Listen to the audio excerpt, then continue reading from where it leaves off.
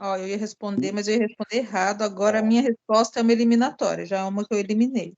Eu repensei, mas tá errada. Então vamos lá. Sobre as modalidades ventilatórias utilizadas na VNI, é correto afirmar que... Eu vou falar ACPAP, porque está escrito ACPAP, mas a gente costuma chamar de OCPAP, tá?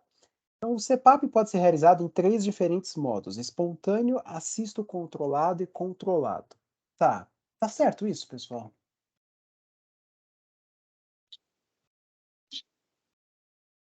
Creio que não. Boa noite. Boa noite. Eu vou chutar aqui em cima, eu tô com um pezinho atrás. Porque o CPAP vai fazer o mesmo papel do ventilador da ventilação invasiva, então ele pode estar só como suporte ou não, pode auxiliar na INS ou na ES. Não, o CPAP não. BIPAP seria na INS, na ES. Então, é Então, errado. mas o PAP, ele faz o assistido controlado e o controlado. Não seria só o espontâneo, será?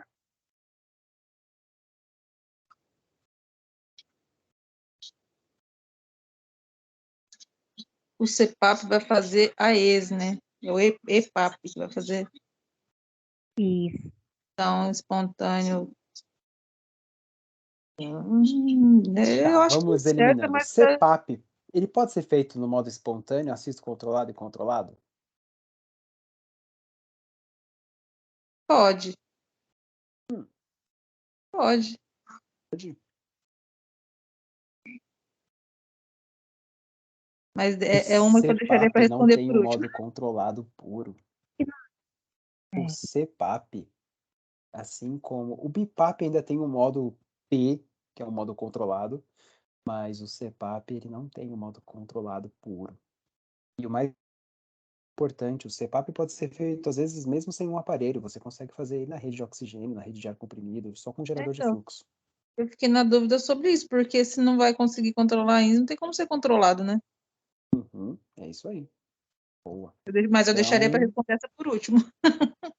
poderia. Vamos deixar ela por último, então, para a gente eliminar as outras, e aí vai ficar com poucas dúvidas ou até ter uma certeza, fechou? Fechou.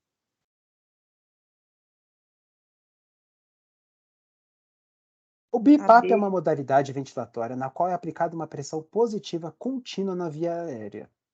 E aí? errado. CPAP, que é Por uma quê? pressão contínua. Não é Porque ela tem contínuo? isso. Não é contínuo. Não é Ela... uma pressão positiva contínua, tá? Não. Essa parte aqui tá errada. É uma pressão em 2 níveis, por isso que é BIPAP. Beleza. A CPAP é uma modalidade na qual o paciente não necessita de drive respiratório. Necessita sim. Também acho que Indicada para necessita. insuficiência respiratória hipercápnica. Mas ele necessita de drive, porque o CPAP não vai fazer a INS, né?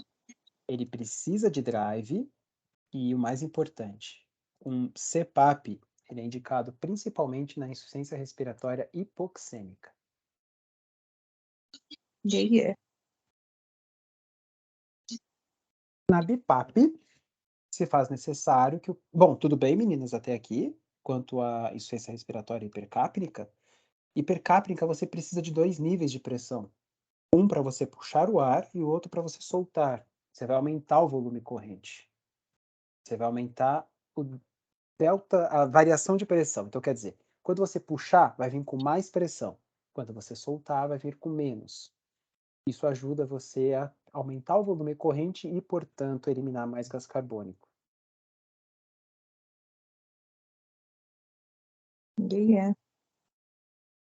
Deu para entender? Sim. Na BIPAP, faz-se necessário que o paciente aumente o drive respiratório para desencadear os ciclos respiratórios. Não fez o menor sentido essa frase. É. Não dá para aumentar o drive respiratório. Na verdade, dá. Você faz o paciente não respirar. Se você tampar a respiração dele, você vai aumentar o drive respiratório. Então, a palavra aumentar o drive respiratório é um pouquinho esquisita. Não dá para você aumentar a vontade de respirar com um VIPAP, a não ser que você tampe a respiração. Aí o paciente vai ter vontade de respirar. Ou tem drive ou não tem, né? A pessoa, Aumentar. Ou tem drive ou não tem. Exatamente. Eu só imagino aumentar o drive respiratório se a pessoa tá embaixo da água há muito tempo e aí, tipo, dá o desespero. Exatamente. O que leva a E ser a resposta correta, porque você já explicou sobre a hipercapnia.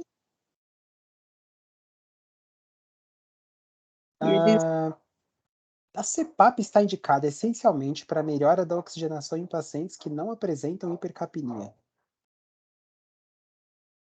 Essencialmente deu uma. Para essa mas esse essencialmente aí deu uma. Correto. Mas E aí? não apresenta hipercapnia, porque é hipoxêmica que você falou, né? Então tá certo. Considerando que as outras Essencialmente todas. para melhorar a oxigenação. Então é hipoxêmica, porque tá sem oxigenação. Por isso que tá essencialmente para melhorar a oxigenação. Perfeito. Não apresenta hipercapnia. E as respostas anteriores já confirmam essa. Essa aqui vocês acham que está certa? De todas, é a que parece mais certa. Outra que parece mais certa pra mim. A primeira, vocês ficaram com dúvida, e agora? O É que eu descartei controlado, a primeira para vocês. Eu acho que não é, não. controlado Pra mim é fica errada. Modo Tipo, essa aí. controlado que me pegou nessa questão. O CPAP pode ser feito até com um ventilador na cara. Um ventilador mesmo, aqueles de, sabe, de parede, de verão mesmo. Então, eu sei que essa daqui, a primeira, realmente dá uma dúvida, dá uma sensação de será? Mas ela acaba, na hora de você eliminar todas elas, eu sei que essa última está mais correta. Sim, o CPAP ele é indicado, essencialmente eu concordo, a palavra sempre, nunca, essencialmente, quando reforça de uma forma muito forte, elas sempre são perigosas. Mas o CPAP, sim, ele é indicado normalmente para hipoxemia. E é isso. Hipercapnia vai se beneficiar com o CPAP? Não necessariamente. Porque uma hipercapnia é o aumento do gás carbônico. Para diminuir o gás carbônico, o paciente precisa ventilar mais vezes. Então, você não consegue garantir isso com o CPAP.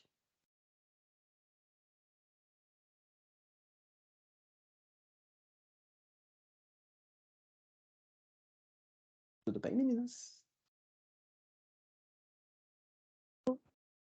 Tudo bem. Eu sei que essa aqui foi um pouquinho pesada. Essa daqui eu acho que vai ser um pouquinho mais leve. Em um indivíduo normal, a perfusão pulmonar aumenta gradativamente da região não dependente para a região dependente. Dependente que ele quer dizer nesse sentido é da gravidade, tá bom? Onde as pressões arteriais e venosas superam a pressão alveolar. Vou apagar as alternativas.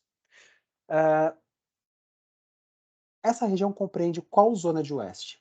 Qual parte da zona de oeste que a pressão arterial e a pressão venosa superam a pressão alveolar? Ou seja, qual das zonas de oeste vai ter uma pressão sanguínea maior que a pressão do alvéolo? Qual das zonas de oeste provavelmente vai ter um colapso do alvéolo porque a pressão dos capilares está maior? Zona 3. Oi? 3. Então, aí vamos fazer assim. Vocês querem me dizer do jeito simples, do tipo zona de cima, de baixo ou do meio? De baixo. De baixo. de baixo, né? A contagem é feita de cima para baixo. Qual é a alternativa? Antes de mostrar a alternativa, qual é a zona de oeste que as pressões sanguíneas são maiores que as pressões alveolares? De baixo, 3. Espaço morto. Zona 3. Alternativa C. Primeiro que não tem zona 4 e nem zona 5. Segundo que o meu toque falou que é muito errado você colocar a alternativa A com 2 e B com 1. Pô, colocasse tudo A1, B2, C3, né? Eu coloquei acho que essa pus 2 respostas. Porque eu bobiei na hora de responder. Em vez de responder, passar limpo em uma, eu passei 2. Aí eu fui ver a outra, eu não tinha respondido. Eu falei, nossa, o que eu fiz no gabarito? Aí já tinha ido. Meninas, vamos só lembrar uma coisinha. Como que é a zona 1? O que acontece na zona 1? Aqui. Ele é mais ventilado. Sim. Pensando em... Deixa eu apagar essas aqui, que essas aqui nem existem, tá? Mas vamos colocar assim, ó. Pressão alveolar. Aliás, não. Pressão arterial. Pressão alveolar.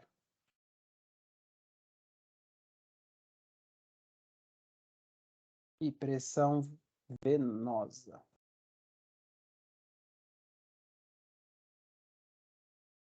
Nas zonas de oeste, tem uma zona que não aparece de uma forma fisiológica. De uma forma fisiológica, não tem como a pressão do alvéolo ser maior que a pressão de tudo junto. Isso só acontece com pressão positiva. Que isso é a zona 1, tá? Então, na zona 1 é pressão alveolar, que é maior que a pressão arterial, que é maior que a pressão venosa. Não tem como isso acontecer, não tem como o alvéolo ficar com uma pressão tão forte que vai colapsar as artérias e veias do seu pulmão. A não ser que você coloque um BIPAP, um CPAP, alguma coisa nesse sentido. E a zona 2? O que acontece na zona 2?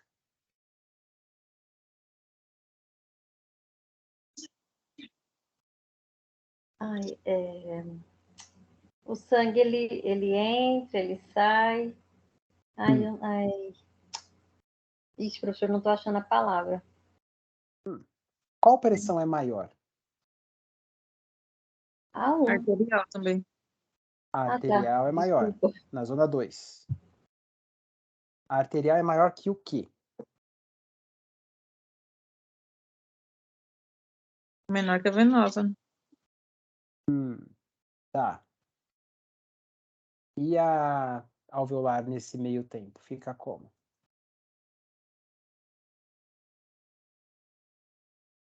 Um pouco diminuído.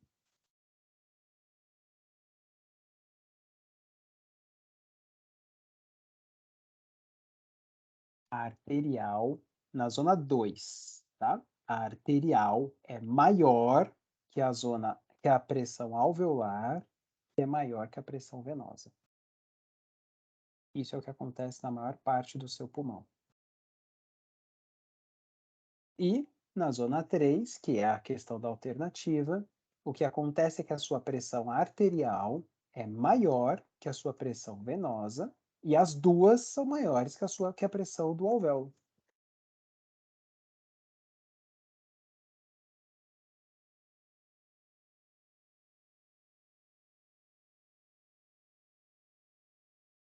Deu para entender? Deu para entender, só não sei se eu vou lembrar da ordem certinha disso aí. Vamos tentar desenhar isso aqui de novo, agora ao vivo. Vamos lá. Pensa que quanto mais gravidade, mais sangue tem.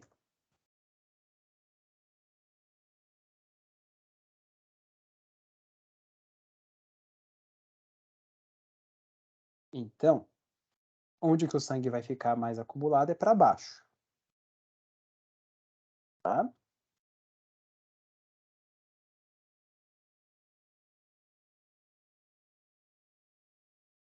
Vamos lá fazer a zona 1 de novo.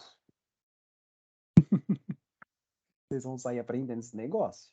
Vai, alguém desenha para mim a zona 1? Na zona 1, qual pressão é maior? Arterial.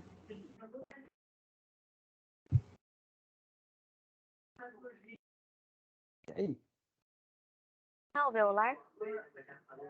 É alveolar ou é igual. arterial? A pressão das duas seria igual. Professor. Na zona 1, é a zona onde o alvéolo fica mais favorecido. Então, a maior pressão que a gente vai encontrar é a pressão alveolar. A pressão alveolar vai ser maior. O próximo passo, sempre pensa que a pressão arterial sempre vai ser maior que a pressão venosa. Afinal de contas, o sangue precisa seguir da artéria para a veia. Na circulação pulmonar é a mesma coisa. Então, você vai pegar na zona 1, a pressão alveolar é a única que você vai acabar procurando o espacinho dela. Mas na zona 1, a pressão alveolar é maior que a pressão arterial, que é maior que a pressão venosa. Deu para entender?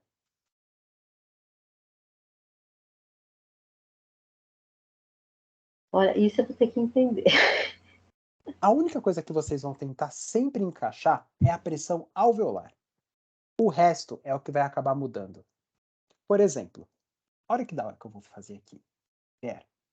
Aguenta que vai ficar legal. Pronto. A pressão alveolar é a única que vocês vão ter que distribuir nesses quadradinhos. Na zona 1, a pressão alveolar... Deixa eu copiar. Vai ser mais fácil. A pressão alveolar vai ser maior que a pressão arterial, que vai ser maior que a pressão venosa. A pressão arterial sempre vai ser maior que a pressão venosa, sempre. Na zona 2, a pressão arterial vai ser maior que a pressão alveolar, que vai ser maior que a pressão venosa. E na zona 3, a pressão arterial vai ser maior do que a pressão venosa, que vão ser maiores do que a pressão... Oh, meu Deus! Alveolar. Primeiro eu tenho que lembrar que a venosa na 1 e na 2 vão estar sempre menores que todas. Sim. Se você parar para pensar, a arterial sempre vai ser maior que a venosa. Sempre. O que você vai precisar mudar é a alveolar. E aí fica mais fácil. Pronto. Verdade, alveolar na zona 1 está em primeiro, na zona 2 em segundo e na zona 3 em terceiro. Pronto. Rapaz. Tira um print para vocês decorarem para a vida.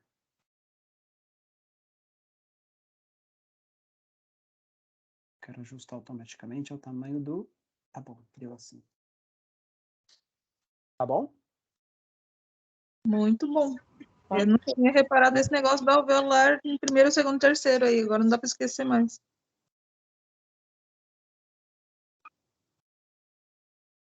Tranquilinho?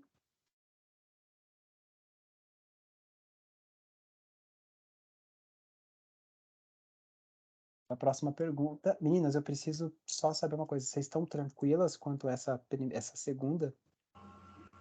Eu acho que ela é a mais... que tem que pensar um pouquinho mais, mas se você entende o que está perguntando, tipo, a perfusão pulmonar aumenta gradativamente da região não dependente para a região dependente. Ou seja, vai ter mais perfusão na região que está mais embaixo, dependente da gravidade, onde as pressões arterial e venosa superam a pressão alveolar.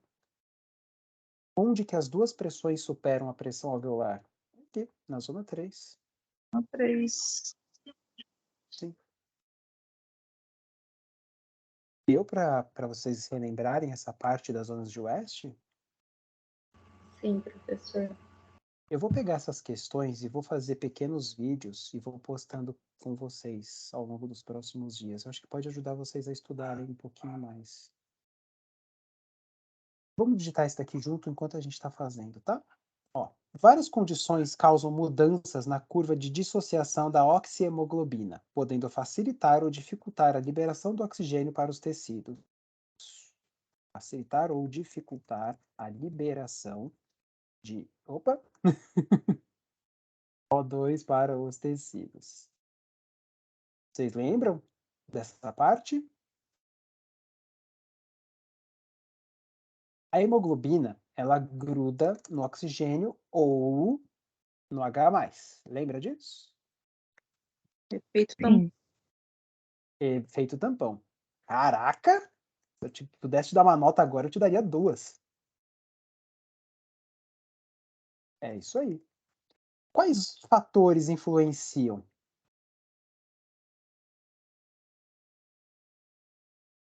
Nessa situação?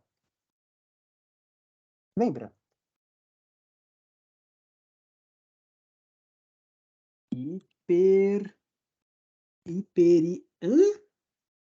Lactatemia, nossa. Êmese constante. O que é êmese, meninas? Êmese? É. É ânsia de vômito, não é? Êmese é vômito. É vômito, então? Uhum. Tá. Êmese é vômito. Altas altitudes. Pronto. Meninas, vamos lá, vamos entender isso daqui. Várias condições causam mudanças na curva de dissociação da oxihemoglobina. A oxihemoglobina é aquela foto que eu coloquei do menininho olhando para trás para olhar a menina de vermelho. A oxihemoglobina, ela tem atração pelo que está em excesso. Basicamente é isso. E quanto mais H+ tiver, mais ela libera oxigênio. Ó, quanto mais H+ tiver, mais ela libera oxigênio para o tecido. Portanto, quanto mais H+ tiver, como que vai estar esse ambiente? Ácido ou alcalino?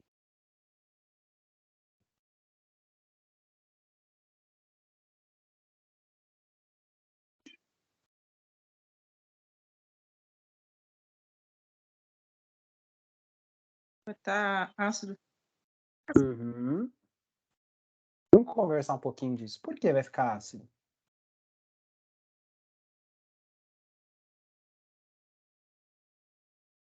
Porque na acidose eu já associo logo que vai ter excesso de carbonato, né? Uhum. Vai ter excesso de bicarbonato. De ácido?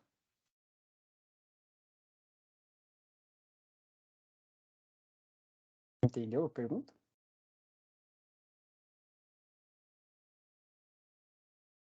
Ó, Professor, pra mim travou. ixi, foi mal, gente. Estão me ouvindo bem? Sim. Sem travar?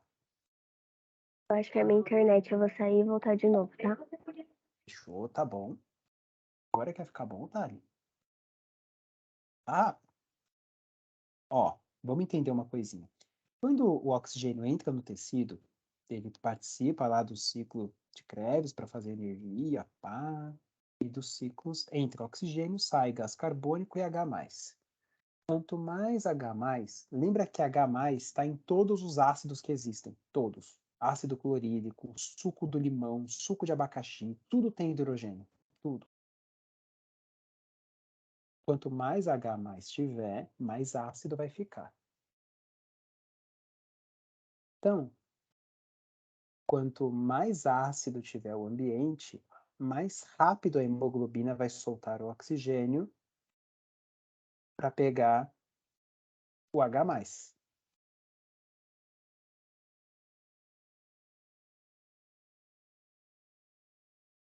Deu para entender?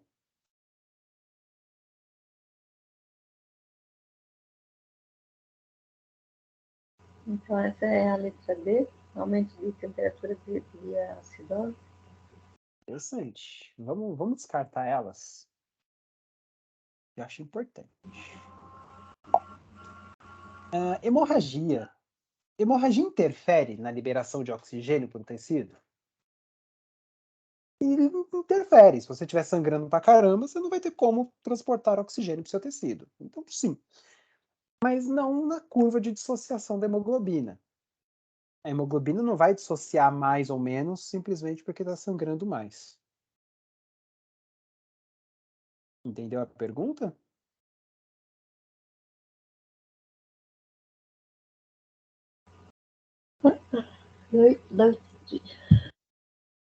Baixa temperatura interfere? Interfere. Quando o corpo está com baixa temperatura, a hemoglobina gruda no oxigênio, tá? Esse a gente comentou lá no comecinho, nas aulas sobre febre. E também um pouquinho na aula de gasometria arterial. A hemoglobina, ela solta o oxigênio quando ela está durante, por exemplo, um exercício físico. E durante o exercício físico, sua temperatura está mais alta. Então, com baixa temperatura, não. Seu corpo em baixa temperatura, ele entra no modo de economia de energia. O oxigênio nem entra no tecido. Por isso que a ponta dos dedos fica roxa. Presença de hemoglobina fetal. Eu nem sei o que é isso. Professor, Oi. desculpa, mas é por isso também que o oxímetro não consegue ler quando a mão tá gelada? Exatamente, Thali. Ah, tá. Também por isso, mas é porque a circulação fica tão reduzida naquela região que realmente não funciona. Entendi. Entendeu? Entendi. Eu acho que Obrigada. eu sei a resposta dessa, mas eu não sei se está certo. Não entendi, Lô, desculpa. Desculpe, tá aí também. Eu falei que eu acho que eu sei, mas não sei se está certo. Eu chutaria E, que a hiperventilação ia facilitar demais a liberação de O2 e as altas altitudes ia dificultar demais. Por que a hiperventilação vai fazer entrar mais oxigênio? Porque a pessoa vai ventilar mais, vai entrar mais O2. E vai aumentar bicarbonato. Não, na verdade a hiperventilação vai lavar o CO2, né? Então ele também vai lavar o CO2. Vai eliminar o gás carbônico. Tá falando do quê? Tá certo. Vamos indo, então. Por enquanto, essa daqui é uma possibilidade para vocês? Hiperventilação em altas altitudes? Pra Só mim que é. pensa o seguinte: se eu colocar muito rápido o oxigênio para dentro, não necessariamente a hemoglobina vai pegar esse oxigênio, tá? Por exemplo, a única coisa que vai acontecer nisso é colocar mais gás carbônico para fora, principalmente. Mas sim, faz sentido colocar um pouquinho mais de oxigênio para dentro, sim. Não está errado. Afinal de contas, quem está com falta de ar respira mais rápido.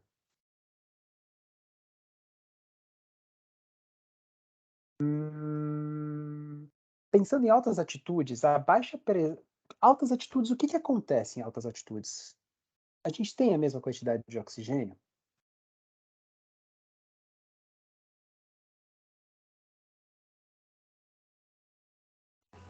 Não, em altitude. Ah, desculpa. Pode falar, Thalita. Não, é que eu lembro que tem os 21%, mas ele é mais rarefeito. Assim, o que significa rarefeito? Se ele tem 21%? Ele é mais disperso, sei lá, é mais ou menos assim que eu memorizei. Tipo, as bolinhas, que a gravidade faz o oxigênio cair. Sim. Então, por isso que em baixas altitudes tem eu não sei explicar direito, mas é como se tivesse as bolinhas de oxigênio mais perto uma da outra, vai. Boa. Não, tá perfeito, é isso que é rarefeito. É Ela isso tá que eu mais tô rara de Isso, encontrar. ela tá mais longe uma da outra. Tipo assim, Isso. uma bolinha tá num canto, a outra tá uns 10 centímetros de distância. Enquanto Gente. mais altitude, mais gravidade, elas ficam mais pertinhas uma da outra. Por isso que tem a sensação que tem mais oxigênio, mas na verdade são 21% em qualquer parte. Só Eu acho que essa explicação foi a diferencia melhor isso. que eu já ouvi sobre rarefeito de oxigênio. E é isso. Por isso que eu explico para vocês do jeito mais simples, porque quando vocês entenderem do jeito simples, vocês vão conseguir encontrar palavras difíceis para falar bonito. Então, a oxihemoglobina não vai alterar tanto em altas atitudes. O que vai acontecer é que seu corpo vai produzir mais oxihemoglobina quando você estiver numa atitude maior, tá bom?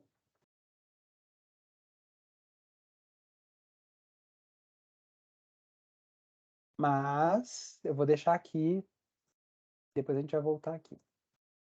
Bom. Hemorragia e baixa temperatura. Hemorragia, eu nem sei por que tá aqui. Presença de hemoglobina fetal, eu nem sei o que é. Hiperlactatemia. Hiperlactatemia. O que é hiperlactatemia?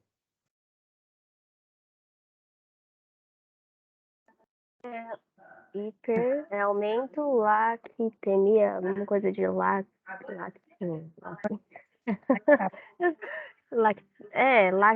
coisa. O que é lac alguma coisa? Eu só consigo lembrar de lactose agora, professor, de leite, mas tipo... Lactose. Tentar, Mas eu vou acho que falar não tá é isso. relacionado? Eu acho que É. não é isso. Acho que não. Eu pesquisei, hein? O aumento de lactato sem necessidade de ocorrer liberação de H+. Sem acidose. Lactato é um ácido lático. Mas nesse caso ele ainda não é um ácido, porque não teve liberação de H+. Mas lactato, então, está relacionado com ácido lático, ácido, atividade metabólica. Dá para entender que quanto mais atividade metabólica tiver, mais lactato vai ter. Então, uma pessoa que está, por exemplo, com uma atividade física intensa vai ter muito lactato acumulado. Muito lactato acumulado diretamente não me diz nada sobre hemoglobina. Lactato não interfere na hemoglobina. A hemoglobina, ela gruda em quais coisas, vocês lembram? O que a hemoglobina mais gosta na vida dela? Ela gruda em 3 coisas muito importantes.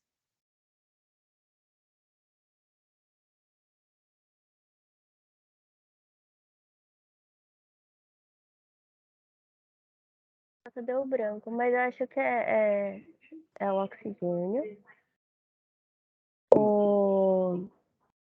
Quando a fumaça de quando tá queimando alguma coisa, Uhum. eu esqueci o nome, professor. Da última vez você tinha esquecido também. Sempre foge, eu sempre falo errado e agora não tá vindo nenhum errado na minha cabeça. Alguém quer arriscar? E tem outra coisa que agora eu não tô lembrando também não.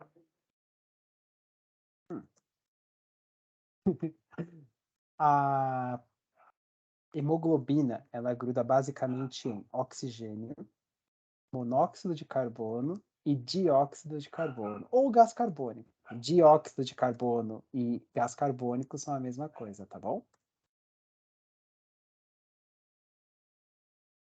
Vou tirar isso aqui, isso vai bagunçar a cabeça. Aumentar lactato significa que aumentou a sua atividade física. Aumentar a atividade física significa que tem mais ácido lático, significa que tem mais H+, que tem mais acidose. Diretamente, o lactato não interfere na oxihemoglobina. Não tem nada a ver com O2, nem com CO2, nem com CO, que é o monóxido de carbono. Só tem a ver com lactato. Então, não tem nada a ver. Mas vamos supor que você ainda pensasse assim. Sei lá, porque tem muito lactato, é porque a pessoa fez muito exercício, então deve ter um pouquinho mais aí de H+, está com acidose. Tá, a hiperlactatemia poderia estar muito secundário, a gente poderia pensar. Agora, êmese constante. Só a nível de curiosidade, C3H6O3. Essa é a fórmula do lactato, tá? Olha quanto H ele tem. Ele tem 5 Hs. Meu Deus, 5 Hs. É ácido pra caramba. Não tanto. A gente descobriu naquela aula que o suco do limão tem 21, não é?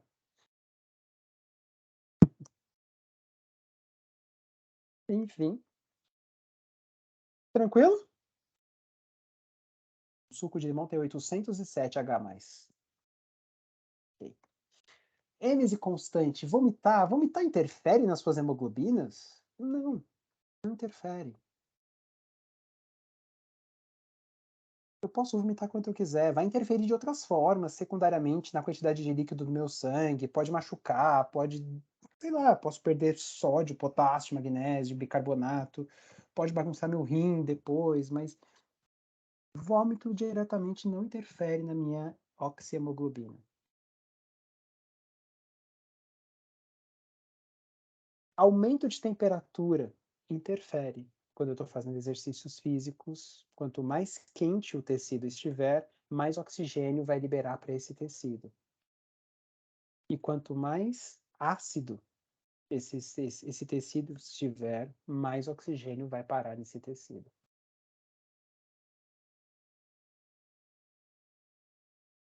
Essa alternativa parece que está certa. Completamente.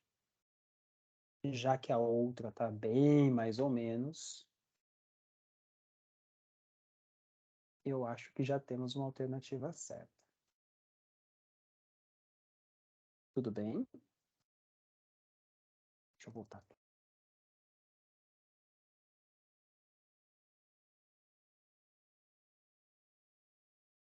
Eu vou pegar uma bem difícil, mas depois eu vou voltar para o nível normal, tá bom? Tem uma lida enquanto eu vou digitando a próxima.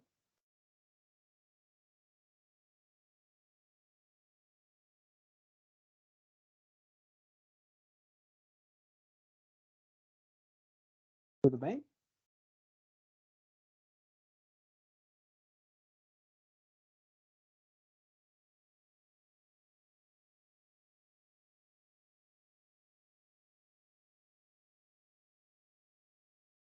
Deus.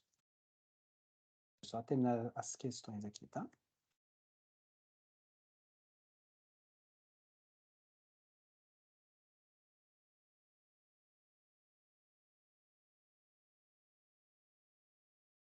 Lá para baixo. No que se refere ao transporte de gás carbônico? Como que o gás carbônico é transportado no sangue, meninas?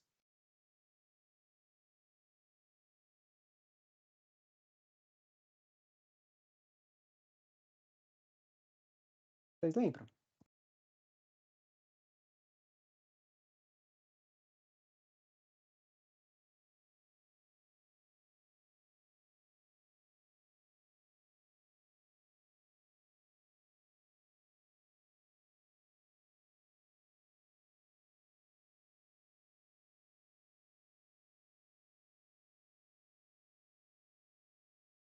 O gás carbônico, ele é Transporte do gás carbônico, você perguntou? como que o gás carbônico é transportado no sangue? Pela hemoglobina, né? Não. Não? CO2? Não. Essa é a pegadinha Não. de faculdade, Lohane.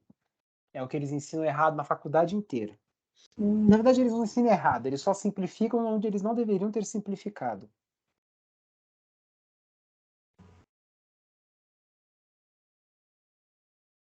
Eu lembro que você falou alguma coisa disso, mas não tô conseguindo lembrar o que foi. Eu lembro que você falou disso já. Hemácia?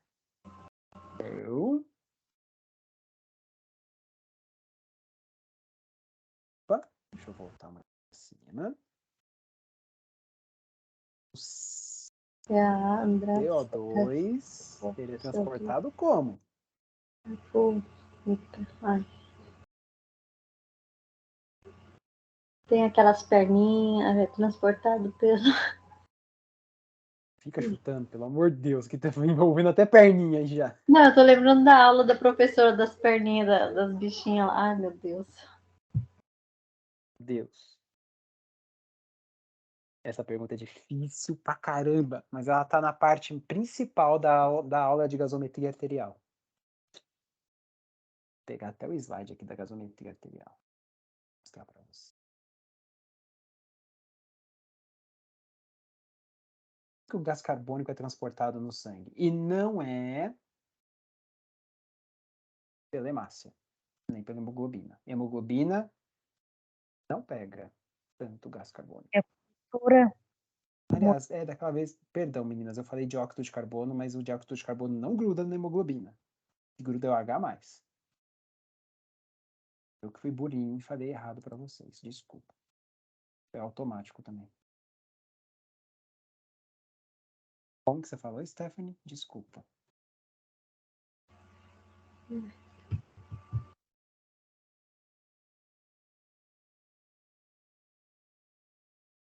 Não? O gás carbônico saiu da hemácia, da célula que está ali, do seu cabelo, da sua unha. Tá? O que acontece com o gás carbônico? Ele não vai para a hemoglobina. Quem vai para a hemoglobina é o H+. Quem retira o CO2 não é pulmonar? Pulmão? Uhum. A E condução como que o gás carbônico chega no pulmão? é diferente. Difusão de gases. Via Essa daqui é a curva de dissociação da hemoglobina, tá? Ó.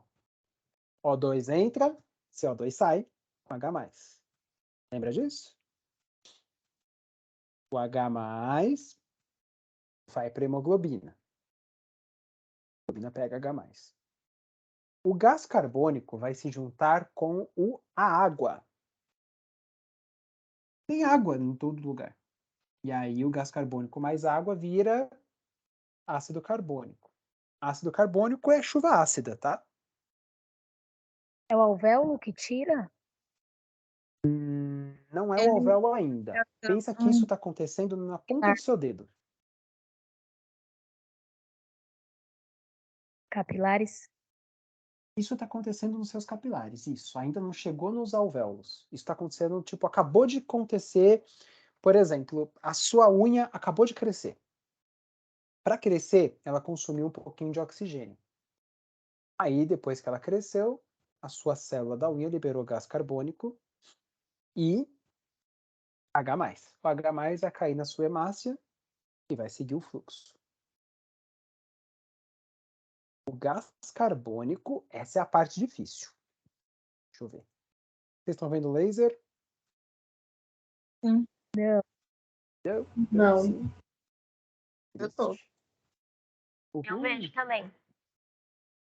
Você fez uma carinha e uma estrela. E agora é só uma estrela. Os inteligentes podem ver. Uma Mentira. nuvem. Ó, Então, através dessa difusão, ele vai sair em forma de carbonato.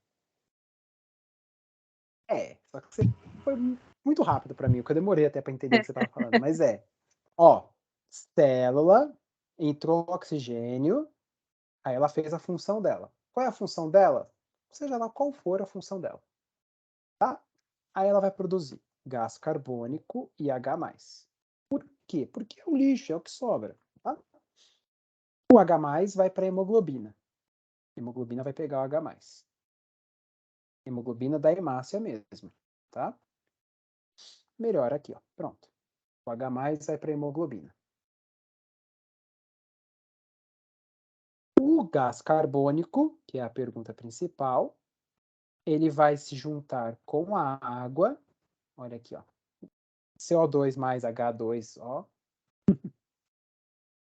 vai virar H2CO3. Gente, é só juntar mesmo, tá? Não tem muito segredo, não. Não é química avançada, é só CO2 mais H2O. Junta tudo, junta as letras, o que tem 2 você vira 3, e é isso, tá bom?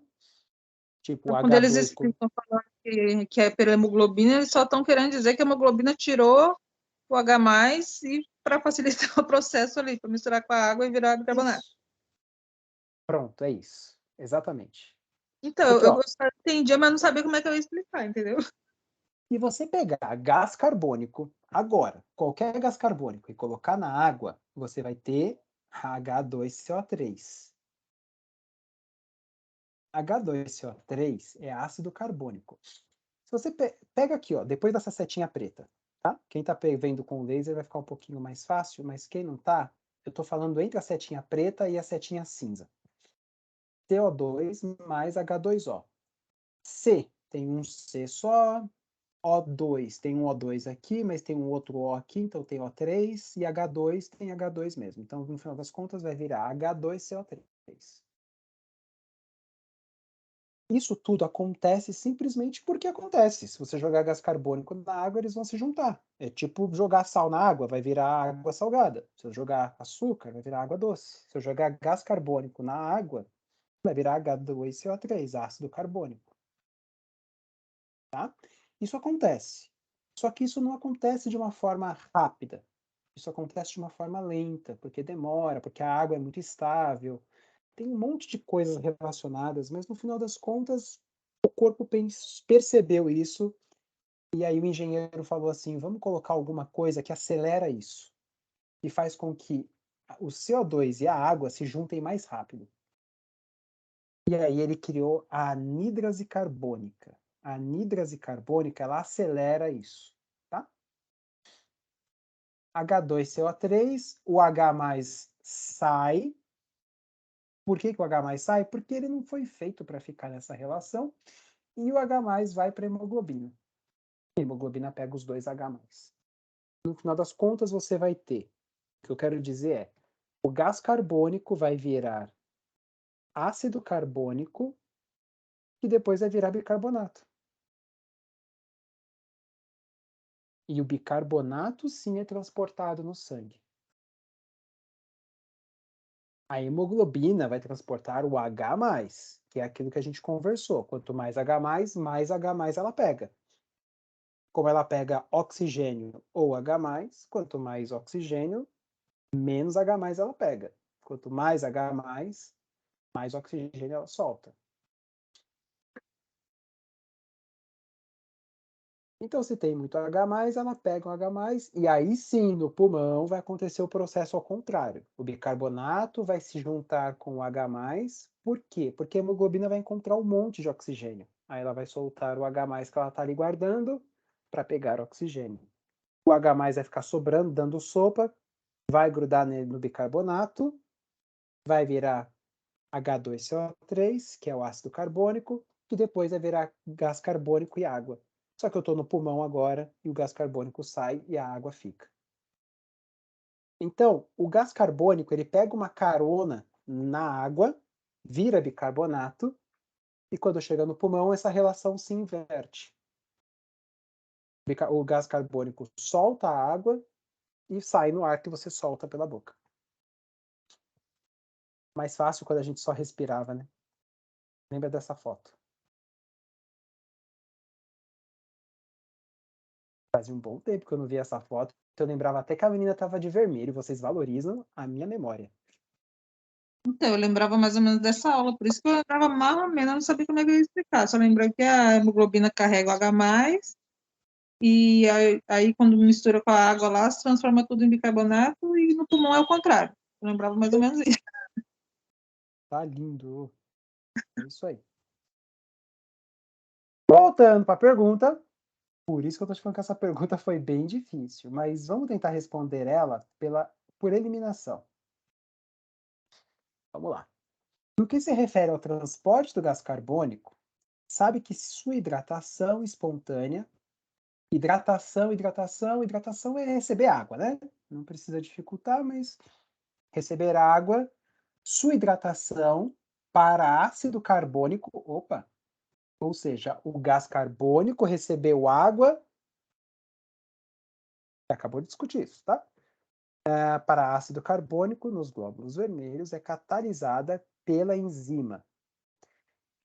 Tá, eu não faço ideia de qual alternativa é, porque a gente realmente essa aula foi bem pesada, eu concordo. Não dá para lembrar de uma vez. Vamos ter que ir por eliminação, tá bom? Vamos lá para ver se a gente consegue eliminar. Angiotensinogênio. Vocês lembram o que é angiotensinogênio? Lembra do sistema renina-angiotensina? Uhum. Tá bom. E angiotensina, artéria. Divide as palavras, tá? Quando vocês não souberem. Anjo, artéria. Tensino parece tensão. Gênio é de fazer, de criar. Gênese. Angiotensinogênio. A Lorraine ainda lembrou lá do angiotensinogênio do rim e tal, para subir pressão. Subir pressão arterial não tem nada a ver com gás carbônico. Acho que dá para eliminar essa. O que mais? Vamos tentar eliminar outra. Tropomina I. Da onde que vem tropomina I? Coração. Boa. Coração. Tem alguma coisa a ver com gás carbônico? Tem muita coisa a ver, mas, tipo, nessa relação, Quarto, né? isso. Tropomina I não tem nada a ver aqui. Tá? Deixa eu só arrumar esse amígdalas aqui. Alfa-1 antitripsina. Eu dei alfa-1 antitripsina lá na minha aula sobre Covid, porque a Covid ele gosta muito da antitripsina, da ECA, a enzima convertora de angiotensina, mas vamos pensar. Eu sei que ele é muito específico, não deu para a gente lembrar de uma vez. Vou deixar ele aqui em stand-by. Creatinofosfoquinase, vocês lembram o que é isso? CPK?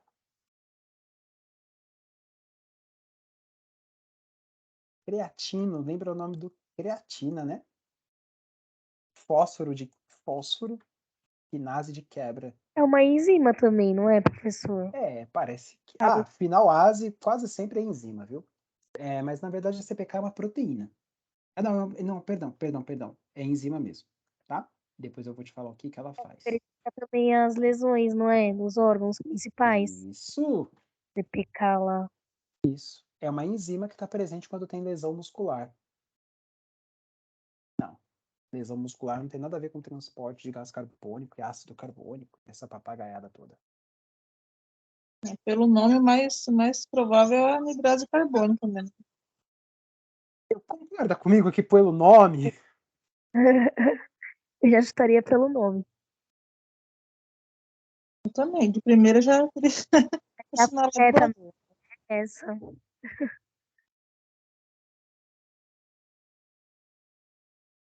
Então, aparentemente, a gente pode achar que essa daqui é a certa.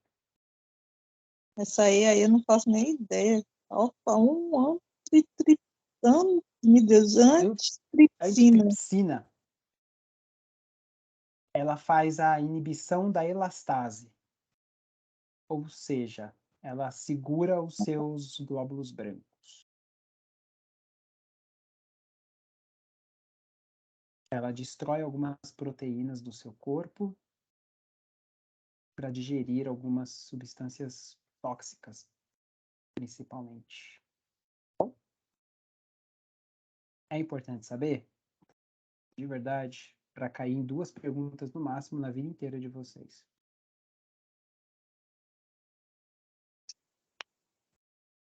Ela evita lesões teciduais. Pra cá. Essa é a última de hoje, tá?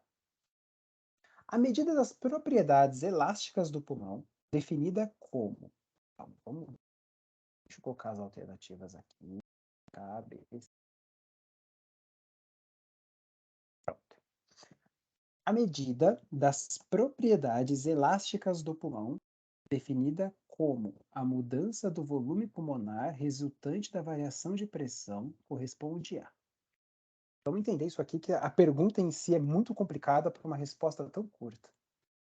Mudança de volume pela mudança de pressão. Mudança de volume pela mudança de pressão. Leiam e vejam o que vocês responderiam. Complacência? Chutou complacência. Um voto para complacência. Resultante da variação de pressão. Sim. Resultante da variação de pressão. Eu chutaria com paciência, mas eu tô pensando ainda, porque tem mais. Vai que tem mais coisa aí, né? Variação de volume por variação de pressão. A complacência é meio óbvio, né? Que a gente já pensa na propriedade elástica do pulmão, blá blá blá. Sim. Vamos tentar descartar o resto?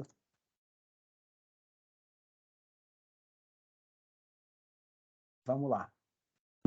Resistência. Resistência é variação de pressão por variação de fluxo, ou seja, quanto maior o fluxo, maior a resistência. Quanto menor o espaço, maior a resistência. Não tem muito a ver não, mas enfim, é um nome diferente também. Tensão superficial, não tem nada a ver, é aquela coisa que uma célula tende a grudar, uma célula não, uma molécula tende a se atrair por outra.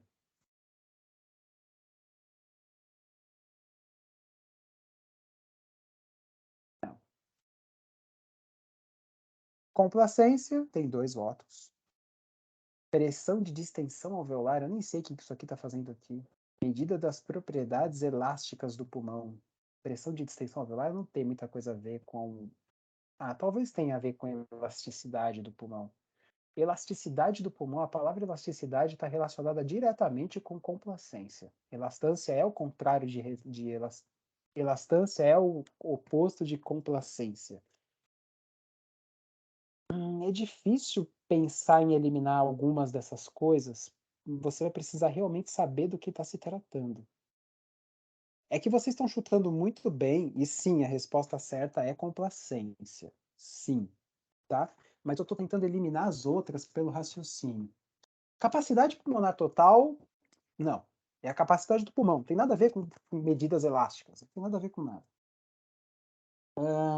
Tensão superficial poderia ter alguma coisa a ver com mudança de volume pulmonar?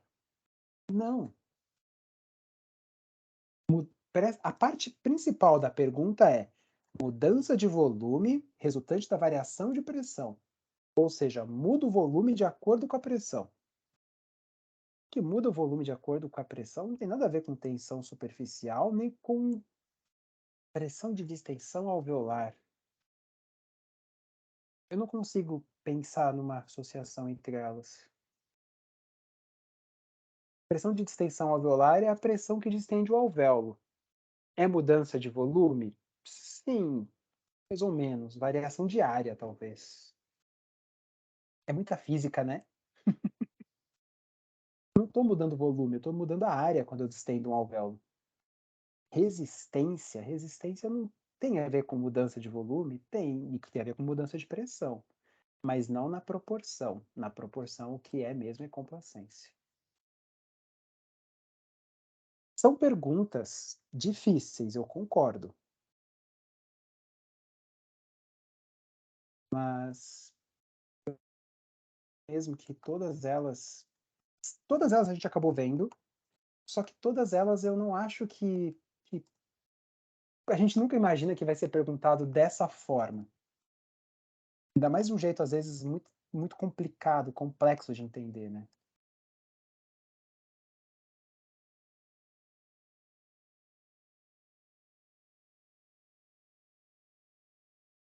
Conseguiram entender?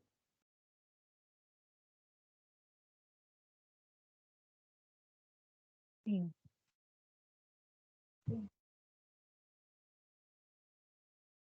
Mesmo?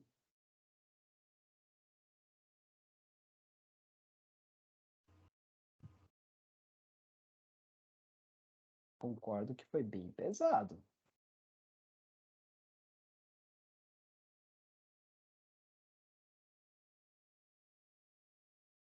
Difícil, né? Muita leitura. É, pra caramba. Eu acho que a maior parte dessas perguntas aí é interpretação de texto pura, sabia?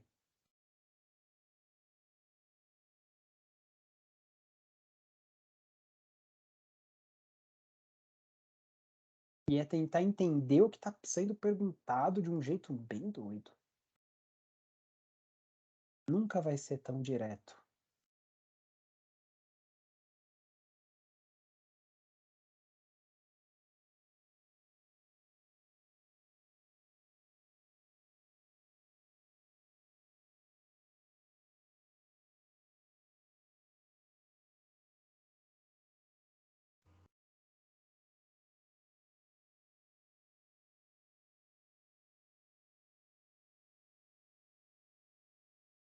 Tudo bem, pessoal? Sim. Vou pedir um favor. Me cobrem para eu fazer esses vídeos com mais questões. Eu acho que vai ser bom para vocês irem pegando isso aos poucos. E outra coisa, não tem jeito. Por mais que a gente veja perguntas, elas são muito complexas e vai ser perguntado às vezes de um jeito que a gente nem imagina. Eu só quero que assim, eu quero que vocês entendam que vai ser perguntado de jeitos esquisitos, mas o conteúdo é esse. A gente já viu. Se a gente não viu, a gente vai ver com certeza. Mas todas essas eu passei para vocês na ordem que está na prova. Eu classificaria essas provas, essas perguntas, como duas mais ou menos, uma difícil e uma fácil.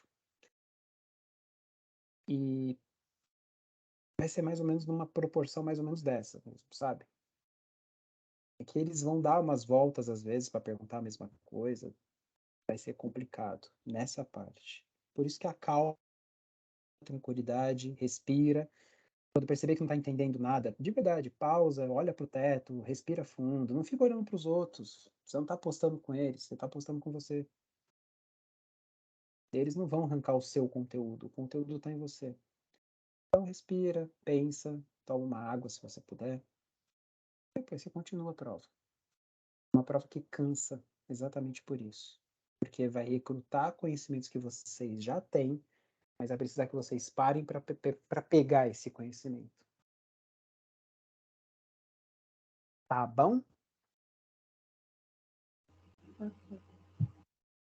Eu vou postar já essa foto, esse vídeo, aliás, lá no YouTube. Vou encerrar a gravação. Obrigado por quem assistiu gravado.